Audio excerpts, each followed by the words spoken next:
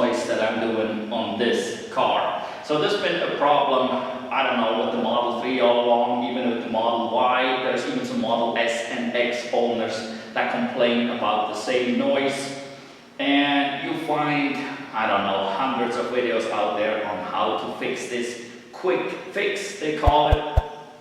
And you find some where actually the faulty part is replaced. And so with this vehicle, on the passenger side, I had that noise about 4 years ago. I think it was maybe around 60,000 miles. We have now about 130,000 miles. And on the passenger side, at that time, I went ahead and replaced the part. And the noise hasn't come back. We're good. Knock on wood. Now then, here, less than a year ago, maybe 8 or 10 months ago, we had the noise on the driver's side. And I thought, well, rather than replacing the part, why don't I try what all those people say, this quick fix. And actually, I went even a little bit further than just making it a quick fix. I made sure I actually go in there, open up the ball joint on the upper A-arm, because that's the cost. So we replaced the A-arm about 4 years ago on that side. Over here, I just took it apart. I opened up the rubber boot on the ball joint, got in there, removed rust, added grease, closed it up, and I thought that would definitely fix it. Well, like I said, about 8 or 10 months ago, that was. Now here we are, the noise is back. So all these quick fixes that you find online, nobody ever came back and said it didn't work, or came back a year or two later and said, hey, it's still all fine.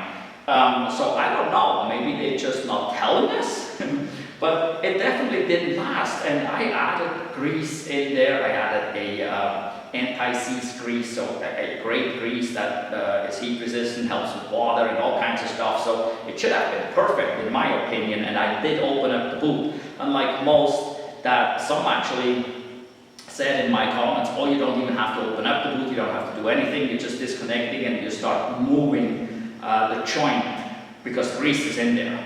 Well, I opened it up, I got that rust out, and then I moved it around and added more grease, and it still didn't work. So, and some of those videos say it improved, it didn't really say it went away. Well, obviously the goal is for it to go away.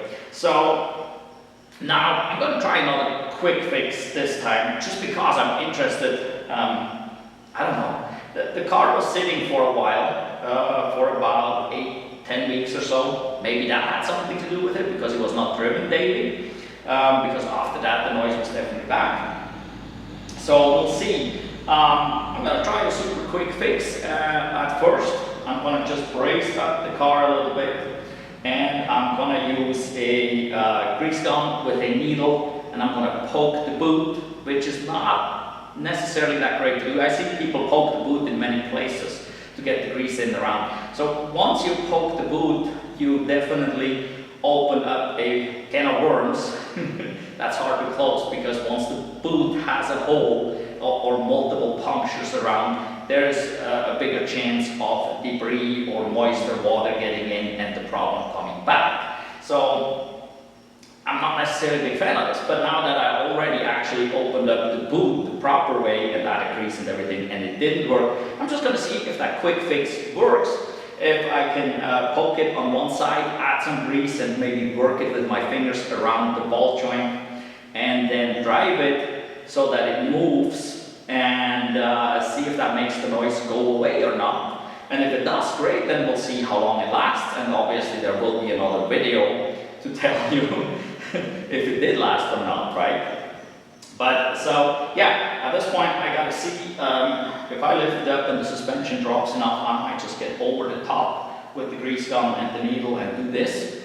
Like I said, the replacement of the A-arm has solved the issue, and that's over 4 years ago.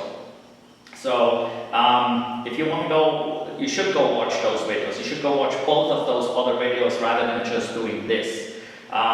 With the A-arm, I have the video shows exactly how to replace it. It is not that hard to do. It's a DIY job for most people that are a little handy and that worked on cars before. It has nothing to do because it's a Tesla or an electric car, the suspension is the same as on any car. So yeah, go watch those 2 videos. So I'm gonna put a link up here somewhere and down below in the description to both of those videos. So go watch those as well. Finish watching this one, go watch the other 2 videos. Make sure you give us a thumbs up right now for this video, and then when you watch the other videos, also give us a thumbs up for these videos.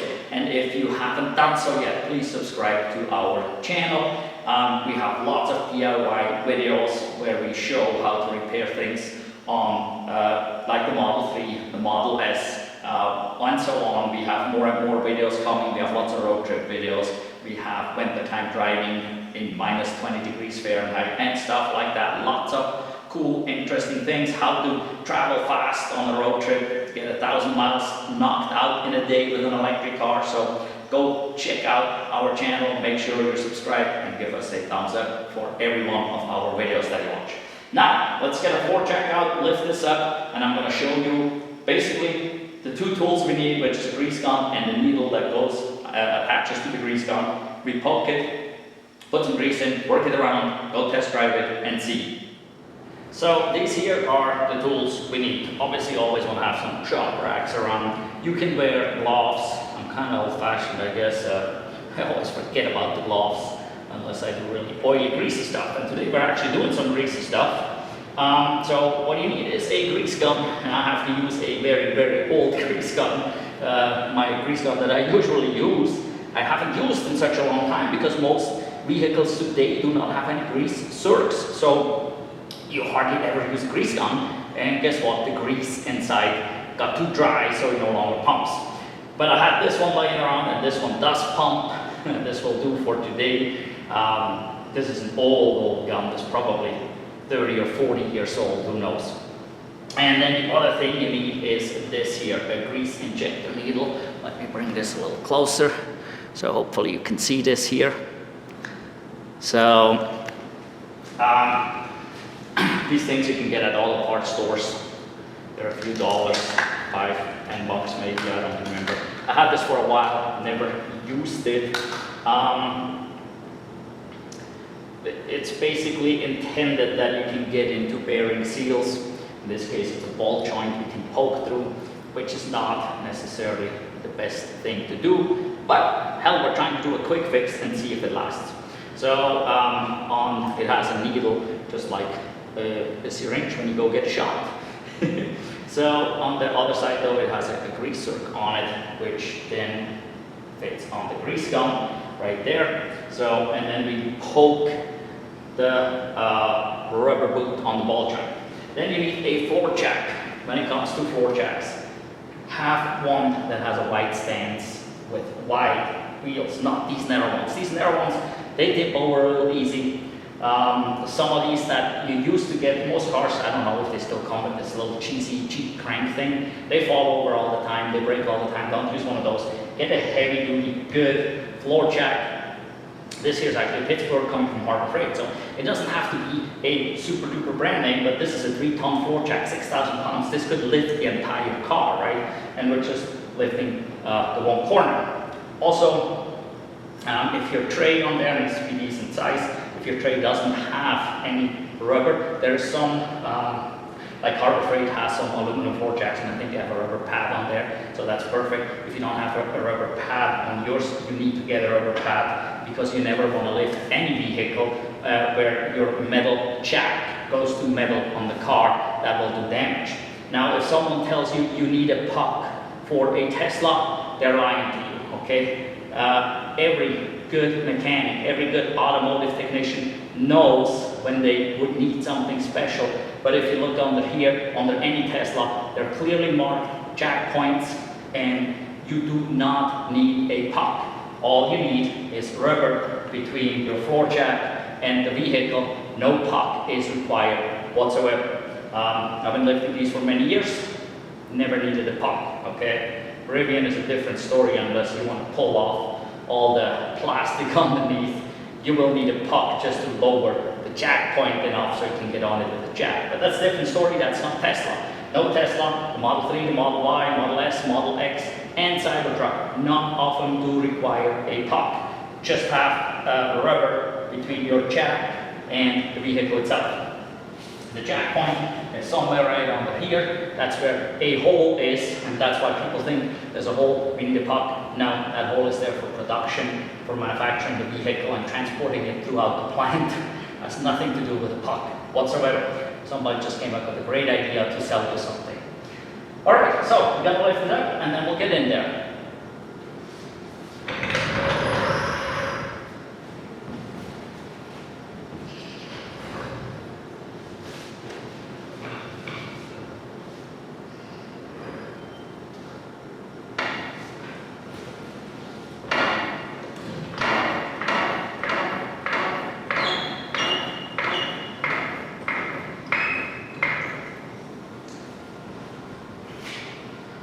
All right, I just lifted it up until the wheel came off the ground, and now hopefully it looks like I can see now the ball joint here.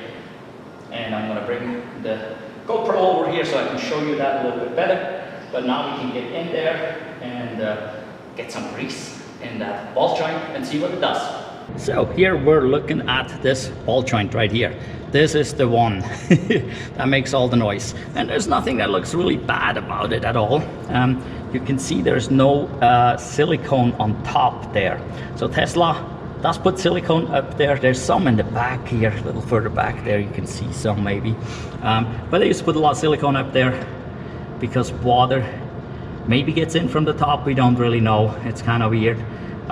They put that on years ago and obviously it didn't work. I pulled it off last time I was in here because it kind of fell off anyway. But what we're going to do is poke this boot, see if we can get some grease in there, drive it, and we'll see.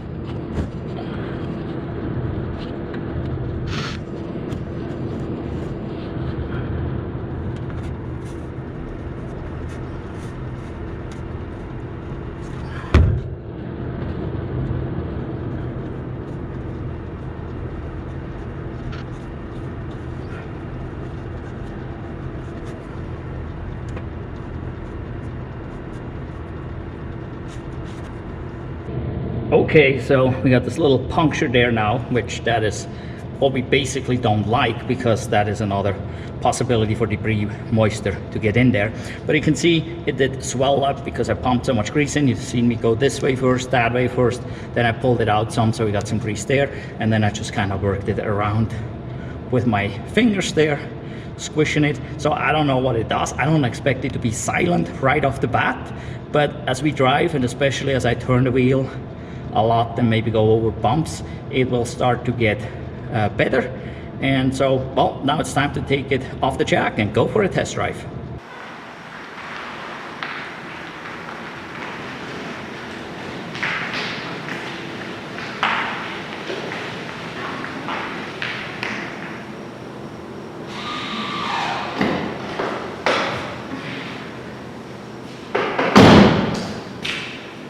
Well, it changed. I guess it has improved. It's not good. It still makes the noise at times. You may have noticed as I drove in here, it's really not there as much as it was the first time, as I was going left and right with the steering wheel, just like I did the first time. I've been driving for about 10 minutes over bumps and humps and steering turns, tight and wider and different positions, trying to work this ball joint as much as possible. But it just is not right. So now I'm actually interested if it would get better now as we are driving it, or if it gets worse again over the next few days. So just because I'm interested, I'm gonna leave it like this, and we'll drive it and see what it does. And then here in a second, for you, the video will continue, which is for us maybe like a week or two of driving it like this to see what it does. And if it does not improve, we'll come up with something else that we do. I mean, I definitely could take it apart and move that ball joint by hand all the way around, and I'm sure that will do the trick at this point to get it quiet again. Don't know how long it would last. I mean, I kind of did that the first time around and took it apart, right? And it lasted about 8 or 10 months. So we'll see. But we're gonna drive it probably about a week or so and see what it does. And it won't take long, and I'll just be back with the magic of the internet. We skipped 2 weeks in a split second. Isn't that fantastic? And yeah, this is not the same car. It's a different car. This is a good sign because, well, the noise did go away. Not immediately. It was another 3 days and the noise showed up occasionally, but on the 4th day it was gone and has been gone ever since. So it's been quiet for about 10 or 11 days at this point, which is good. So the more driving kind of moved that grease a little bit more around in that ball joint to the point where it became quiet. And that's what we wanted. So at this point, again, we let it go and see what happens. And just like with this video, that is basically an update to the previous one, I will have an update at some point again about this noise. If it comes back, then obviously that will be the time when I have to give you an update. If it doesn't come back, I don't know, it may be an update in 3, 4, 5, 6 months, maybe a year, you know. But there will be an update eventually. So it is important that you subscribe and hit the notification bell so that you actually get to see this update. I found on most other channels you don't get any updates. They don't tell you if the noise came back or not. And we did this repair obviously previously and the noise came back, and yeah, so, but you never know. So make sure you're subscribed and hit the notification bell that you know when I post the update about that noise. Also, we have a whole bunch of other videos coming, like with this here, the 2013 Tesla Model S. This particular one has 240,000 miles on it now. And these have a sunroof, these early ones. And these sunroofs, they sometimes make noises, they sometimes get stuck. They are actually required to have maintenance, even though everyone tells you an EV doesn't require any maintenance. Well, there are some parts, even on an electric car, that require some maintenance. And in this particular case here, the sunroof actually is required to have some maintenance. And so we'll have a video coming on how to properly maintain that sunroof, which actually includes taking the whole glass out of the sunroof. So, and it is important that you maintain that sunroof on these, because otherwise you could get water damage inside the vehicle. So, but anyway, the noise on the Model 3 at this point is gone, and I'm happy that this worked out. I think maybe because I added so much grease until actually the rubber of the ball joint there started swelling up. Now this kind of helps maybe press the grease in. Well, press, you can't really say, but keep some pressure on it so that the grease will be moved around all the time when that joint moves. Previously, when I opened up the ball joint, I just added some grease, but I didn't stuff it full. This time I basically stuffed it full, so maybe that makes it last longer, but we'll find out. So again, subscribe, hit the notification bell so you don't miss out on that update. Well, that is it for the Model 3 suspension noise right now. As I mentioned, the same noise has been found on the Model Y. Even Model S and X owners have complained about the same noise. So you can basically do the same thing. So, alright, well, in any event, thank you for watching. Goodbye.